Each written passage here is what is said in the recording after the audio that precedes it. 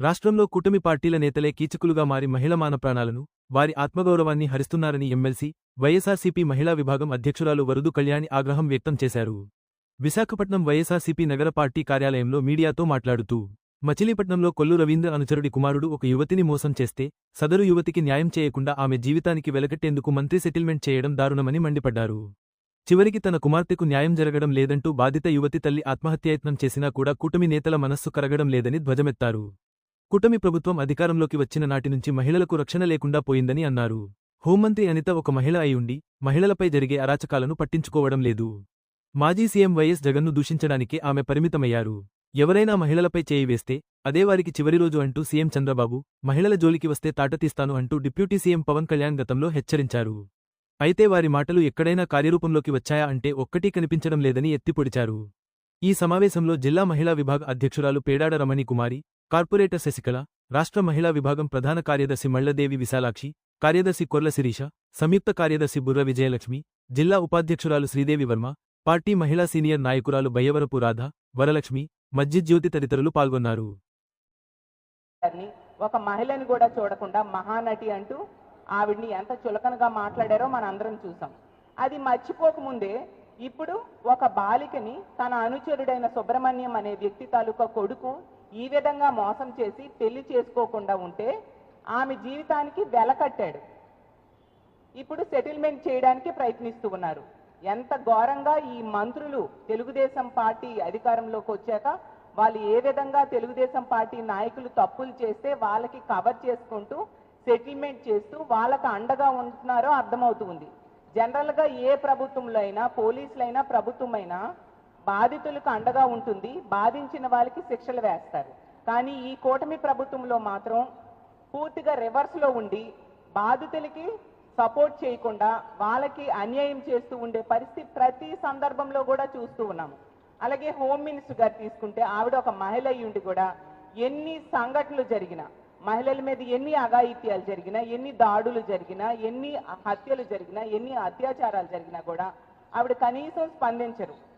గతంలో ఈ కూటమి ప్రభుత్వం అధికారంలోకి వచ్చిన వెంటనే ఆవిడ ఏం చెప్పారు? ఈ కూటమి అధికారంలోకి వచ్చింది, ఈ రాష్ట్రంలో ఉన్న మహిళలందరూ ప్రశాంతంగా నిద్రపోవచ్చు అన్నారు.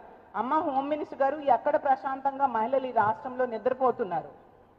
మీ తెలుగుదేశం పార్టీ నాయకులు, తెలుగుదేశం పార్టీ కార్యకర్తలే మహిళల్ని వేధించి ఈ విధంగా ఇబ్బందులు పెడుతూ ఉండే పరిస్థితి అడుగడుగునా చూస్తూ ఉండే పరిస్థితి కనిపిస్తూ ఉంది. ఏ సందర్భంలో అయినా మీరు ఎక్కడైనా స్పందిస్తున్నారా? కనీసం ఆ బాధితులకు అండగా నిలుస్తున్నారా నేను అడుగుతూ ఉన్నాను. మాట్లాడితే ఎంతసేపు కూడా జగనన్న తిట్టడానికి, ప్రెస్ మీట్లు పెట్టడానికి మాత్రం ముందొస్తూ ఉంటారు. కానీ ఇన్ని సంఘటనలు జరిగినప్పుడు మీరు ఎందుకు స్పందించట్లేదు అని మిమ్మల్ని ప్రశ్నిస్తూ ఉన్నాను. అలాగే ఈ మచిలీపట్నం విషయంలో తీసుకుంటే తల్లి న్యాయం జరగట్లేదని ఆత్మహత్య యత్నం కూడా చేసుకోవడానికి ప్రయత్నించి పురుగుల మందు తాగేయడం జరిగింది. పోలీస్ స్టేషన్ ఎదురుగానే పోలీసులు సకాలంలో స్పందించి హాస్పిటల్లో జాయిన్ చేయడంతో ఆమె ప్రాణాలతో బ్రతికింది. ఈరోజు అంటే వాళ్ళు ఎంత బాధపడ్డారు, తమ ప్రాణాలనే తీసుకోవడానికి ప్రయత్నిస్తూ ఉన్నారంటే ఎంతగా వాళ్ళు అన్యాయానికి గురవుతున్నారు ఈ కూటమి ప్రభుత్వంలో తెలుగుదేశం పార్టీ నాయకుల వల్ల అనే విషయాన్ని ఈ రాష్ట్ర ప్రజలు అర్థం చేసుకోవచ్చు. కొల్లి రవీంద్ర గారు ఎంత దారుణంగా ఒక మంత్రి స్థానంలో ఉండి, ఒక బాధ్యతాయుతమైన స్థానంలో ఉండి ఈ విధంగా చేయడం ఎంతవరకు సమంజసం?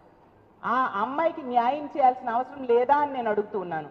ఎన్ని సంఘటనలు జరిగినా, మహిళలకు అన్యాయం జరిగినప్పుడైనా, మహిళల మీద దాడులు జరిగినప్పుడైనా, ఏం జరిగినప్పుడు కూడా ముఖ్యమంత్రి గారు కనీసం స్పందించరు. మాట్లాడితే స్టేట్మెంట్స్ మాత్రం ఇస్తారు. మహిళల మీద ఎవరైనా మహిళల మీద చెయ్యి వేస్తే అదే వాళ్ళకి చివరి రోజు అని చెప్తారు. పవన్ కళ్యాణ్ గారు, డిప్యూటీ సీఎం గారు మాట్లాడితే మహిళల మీద ఎవరైనా చెయ్యి వేస్తే వాళ్ళ తాట తీస్తానని చెప్తారు. వీళ్ళందరూ స్టేట్మెంట్స్కి పరిమితం, చేసే పనులు మాత్రం బాధితులకి అన్యాయం చేయడం, బాధించిన వాళ్ళకి సపోర్టుగా ఈ మంత్రులందరూ నిలబడడం.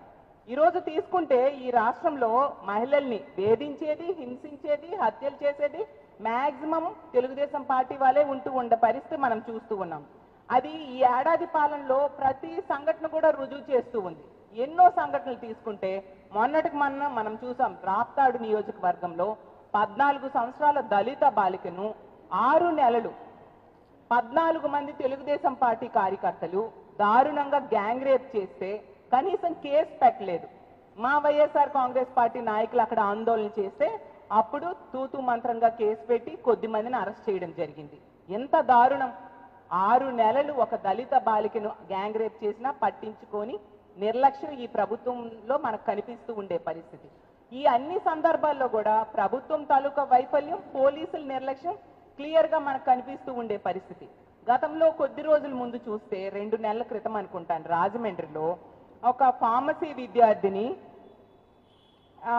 టీడీపీ నేత తాలూకా బంధువు అయిన దీపక్ అనే వ్యక్తి కిమ్స్ హాస్పిటల్లో ఏజీఎం గా పనిచేస్తూ ఉన్న వ్యక్తి ఎంత దారుణంగా మోసం చేయడంతో ఆవిడ ఆత్మహత్య చేసుకోవడం జరిగింది. 2 3 రోజులు ఆవిడ హాస్పిటల్లో ప్రాణాలతో పోరాటం చేసి చనిపోయింది. ఆ సందర్భంలో కూడా ఆ బాధితురాలికి ప్రభుత్వం ఏ కోసనా కూడా అండగా నిలబడలేదు. ప్రభుత్వం నుంచి ఒక పరామర్శ కూడా ఆ కుటుంబానికి లేని పరిస్థితి మనం చూసాం. అలాగే తీసుకుంటే తిరువూరులో గిరిజన మహిళను టీడీపీ లీడర్ రమేష్ అనే వ్యక్తి లోబర్చుకోవడానికి ప్రయత్నించిన ఆడియో కూడా బయటకు వచ్చింది. అయినా కూడా అంత పబ్లిక్ గా ఆడియో బయటకు వచ్చినా కూడా కనీసం అతని మీద ఎటువంటి కేసు లేదు, ఎటువంటి చర్యలు లేని పరిస్థితి మనం చూసాం. అలాగే గుంటూరు జిల్లా తెనాలిలో తీసుకుంటే సహానా అనే దళిత యువతిని టీడీపీ రౌడీ షీటర్ నవీన్ అనే వ్యక్తి దారుణంగా కొట్టి బ్రెయిన్ డెడ్ అయ్యేట్టుగా చేయడం జరిగింది. ఆమె హాస్పిటల్లో ప్రాణాలతో పోరాడి చనిపోవడం జరిగింది. ఆ సంఘటనలో ముఖ్యమంత్రి గారు అదే జిల్లాలో నివాసం ఉండి కూడా కనీసం ఎటువంటి స్పందన ప్రభుత్వం నుంచి లేని పరిస్థితి. చివరికి జగనన్న అక్కడ హాస్పిటల్కి వెళ్ళి ఆ అమ్మాయి కుటుంబాన్ని పరామర్శ చేసినంత వరకు కూడా ప్రభుత్వం కనీసం స్పందించని పరిస్థితి ఈ రాష్ట్రంలో నెలకొని ఉంది. అలాగే తీసుకుంటే తిరుపతిలో కిరణ్ రాయల్ అనే జనసేన వ్యక్తి వలన లక్ష్మి అనే బాధితురాలు ఎంత ఘోరంగా మోసపోయి ఆవిడ ప్రెస్ ముందుకు వచ్చి కన్నీరు పెట్టుకున్నా కూడా కనీసం స్పందించిన సంఘటన మనం చూడలేదు. ఆ కిరణ్ రాయల్ అరెస్ట్ చేసిన సంఘటన కూడా మనం చూడలేదు. అలాగే తీసుకుంటే టీడీపీ ఎమ్మెల్యే కోనేటి ఆదిమూలం తన దగ్గర పనిచేసే మహిళకి దారుణంగా మోసం చేస్తే, లైంగికంగా వేధిస్తే ఆమె ఈ రాష్ట్రంలో ప్రెస్ మీట్ పెడితే ఆమెకి రక్షణ ఉండదు అని హైదరాబాద్ వెళ్ళి ప్రెస్ మీట్ పెట్టి తన ఆవేదన చెప్పుకుంటే తెలుగుదేశం పార్టీ ఎమ్మెల్యే అయిన ఆ కోనేటి ఆదిమూలం మీద కేసు లేదు, ఒక అరెస్ట్ లేదు. మరి ప్రభుత్వం ఎందుకున్నట్టుగా నేను అడుగుతూ ఉన్నాను. ఇన్ని సంఘటనలు జరుగుతున్నాయి కదా, ప్రభుత్వం స్పందించాలి కదా. మీకు ఓట్లేశారు మహిళలు, అందువల్ల అంత భారీ మెజారిటీ మీకు వచ్చింది కదా. కనీసం వాళ్ళకి ఇచ్చిన హామీలు అమలు చేయలేదు. ఇలా మహిళల మాన ప్రాణాల రక్షణైనా మీరు చూడాల్సిన బాధ్యత మీ మీద లేదా అని ప్రభుత్వ పెద్దలను అడుగుతూ ఉన్నాను. అలాగే ఎన్నో సంఘటనలు టీడీపీ ఎమ్మెల్యే కొలికపూడి శ్రీనివాస్ అనే వ్యక్తి వేధింపుల వలన ఒక మహిళా విఆర్ఓ, చిట్టెల గ్రామానికి చెందిన మహిళా విఆర్ఓ ఆత్మహత్య యత్నం చేసుకోవడం జరిగింది. ఆమె భర్తను ఆమెను టార్గెట్ చేశారు ఆ ఎమ్మెల్యే అని చెప్పి ఆమె ఆత్మహత్య యత్నం చేయడం జరిగింది. ఇటువంటి చర్యలు ఎమ్మెల్యే మీద లేవు. అలాగే తీసుకుంటే కాకినాడ రూరల్ జనసేన ఎమ్మెల్యే అనుచరులైతే ఇదే పవన్ కళ్యాణ్ గారు, డిప్యూటీ సీఎంగా ఉన్న పవన్ కళ్యాణ్ గారు నిర్వహిస్తున్న పంచాయతీరాజ్ శాఖలో ఆమె ఫీల్డ్ అసిస్టెంట్ గా పనిచేస్తున్న ఆమెకి ఎంత దారుణంగా వేధించారంటే ముడుపులు ఇవ్వాలి లేదా పక్కలోకి రావాలి అని చెప్పి ఆమెకి వేధిస్తే ఈ వీళ్ళ వేధింపులు తట్టుకోలేక ఆమె ఆత్మహత్య యత్నానికి పాల్పడడం జరిగింది. కానీ ఎటువంటి చర్యలు తీసుకోకపోతే దళిత సంఘాలు ఆందోళన చేశాక అప్పుడు ఎఫ్ఐఆర్ కట్టడం జరిగింది. అంటే దళిత సంఘాలు మా వైఎస్ఆర్ కాంగ్రెస్ పార్టీయో ఆందోళన చేస్తేనే వీళ్ళలో చలనం వస్తుందా ఏ ఇష్యూలో అయినా తీసుకుంటే. అలాగే తీసుకుంటే కర్నూలు జిల్లా ముచ్చిమరిలో తీసుకుంటే మనం చూసాం గత ఏడాది జూలైలో ఒక 9 సంవత్సరాల బాలికని గ్యాంగ్ రేప్ చేసి మొక్కలుగా చేసి విసిరేయడం జరిగింది. ఆ డెడ్ బాడీ ఈ రోజు కూడా దొరకని పరిస్థితి మనం చూసాం. ఆ తల్లిదండ్రులు ప్రభుత్వాన్ని ఎంతగానో వేడుకున్నారు. ముఖ్యంగా డిప్యూటీ సీఎం గారు రావాలి అనేసి వాళ్ళు ఎంతగానో కోరుకున్నారు. కనీసం ప్రభుత్వం నుంచి ఎటువంటి స్పందన ఆ సంఘటన లేదు, కుటుంబానికి న్యాయం జరగని పరిస్థితి మనం చూసాము. అలాగే సాక్షాత్తు హోంమంత్రి గారి నివాసం ఉంటున్న విశాఖపట్నంలో ప్రేమోన్మాది నీరబ్ శర్మ అనే వ్యక్తి ఒక అమ్మాయి మీద హత్యాయత్నం చేయడం జరిగింది. ఈ ఈ నీరబ్ శర్మ వలన ఆమెకి ప్రాణహాని ఉందని 2 సార్లు ఆ అమ్మాయి పోలీసులకు కంప్లైంట్ ఇవ్వడం జరిగింది. ఆ అమ్మాయి కుటుంబ సభ్యులు కనీసం పోలీసులు పట్టించుకోలేదు. తనకేమీ కాదు అన్న ధైర్యంతో ఆ నీరబ్ శర్మ ఆమె మీద దాడి చేసి హత్యాయత్నం చేశాడు. అంటే ఎంత దారుణంగా ఈ ప్రభుత్వము, ఈ పోలీస్ వ్యవస్థ నిందితులకి అండగా నిలబడుతూ ఉంది, బాధితులకి అన్యాయం చేస్తూ ఉంది, రక్షణ ఇవ్వట్లేదు అనే విషయం మనకు క్లియర్గా అర్థమవుతుంది. అలాగే తీసుకుంటే ఇలా ఏ సంఘటన చూసినా కూడా పోలీసుల తాలూకా నిర్లక్ష్యం, ప్రభుత్వం తాలూకా వైఫల్యం కనిపిస్తూ ఉంది. ప్రతిసారి కూడా ఈ ప్రభుత్వం పోలీసుల్ని మహిళల మాన ప్రాణాల రక్షణకి, ప్రజల రక్షణకి ఉపయోగించట్లేదు. ఎంతసేపు రెడ్ బుక్ రాజ్యాంగం ఎలా అమలు చేయాలి అన్న దాని మీదే దృష్టి పెడుతూ ఉంది. డీజీపీ నుంచి కానిస్టేబుల్ వరకు రెడ్ బుక్ రాజ్యాంగం అమలు మీద దృష్టి పెట్టేట్టుగా వాళ్ళకి ఇన్స్ట్రక్షన్స్ ప్రభుత్వం ఇస్తుంది తప్ప వాళ్ళ డ్యూటీలు వాళ్ళు చేసుకునే అవకాశాన్ని ఈ ప్రభుత్వం ఇవ్వట్లేదు. అంత దారుణంగా పోలీసులు వైఫల్యం చెందేట్టుగా ప్రభుత్వం ఈ రోజు ఈ రాష్ట్రంలో చేస్తూ ఉండే పరిస్థితి. దాంతో ఇలాంటి తప్పుడు పనులు చేసే వాళ్ళకి భయం లేకుండా ఉండే పరిస్థితి మనం అడుగడుగున ప్రతి సందర్భంలో కూడా చూస్తూ ఉన్నాం. అందువల్లే ఈ రోజు ఈ రాష్ట్రంలో రోజుకి 70-80 సంఘటనలు మహిళల మీద అఘాయిత్యాలు జరుగుతూ ఉన్నాయి. మహిళల్ని ఎంత ఫ్రీగా వాళ్ళు మోసం చేస్తూ ఉన్నారంటే వాళ్ళకి ఎంత భయం లేకుండా ఉంది అనే విషయం మనం అర్థం చేసుకోవచ్చు.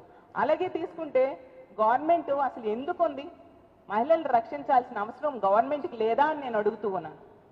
ఎంతసేపు కూడా మహిళల్ని మోసం చేసి మేనిఫెస్టోలో చేత కాని అమలు కాని హామీలు ఇచ్చేసి అవన్నీ కూడా గవర్నమెంట్ వచ్చాక 14 నెలలైనా అమలు చేయట్లేదు సరికదా.